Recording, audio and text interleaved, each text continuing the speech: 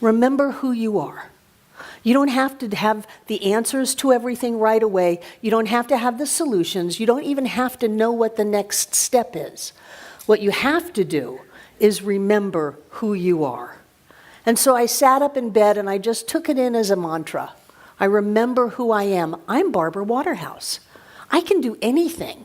I have proved that over and over and over again that I can handle any circumstance. We built this place. We didn't have a nickel when we built this place.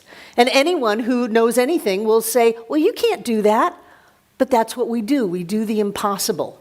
We do what's in front of us, knowing that whatever we need will show up at the moment that it's needed. And if it hasn't shown up, we don't need it yet. What a break.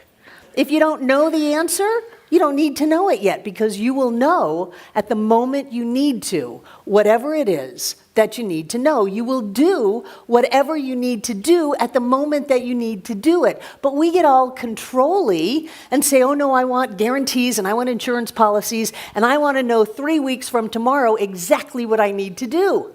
Life is not like that.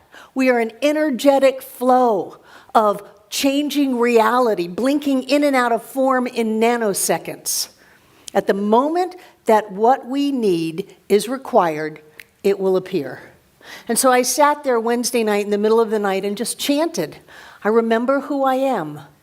I remember who I am. And I invite you to chant that with me just for a few minutes. I remember who I am. I remember who I am. I remember who I am. I remember who I am. I remember who I am. I remember who I am. I remember who I am.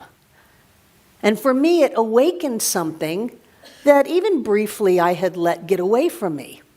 Under the illusion that there's anything outside that can overwhelm me, or take anything away from me, or be more than I've got. As if there is any circumstance in my life that I created that can be bigger than me. It's impossible, because I created it. And as Ernest Holmes says in the Science of Mind textbook, the creator is always greater than the creation. Because everything in our life is our creation. And so when we find ourselves looking at a mountain, it may look like a mountain, but we are bigger than the mountain because we put that mountain there. And as Jesus would say, if we want to say to that mountain, move, it must move. How about that? You got Bible and Jesus all at once.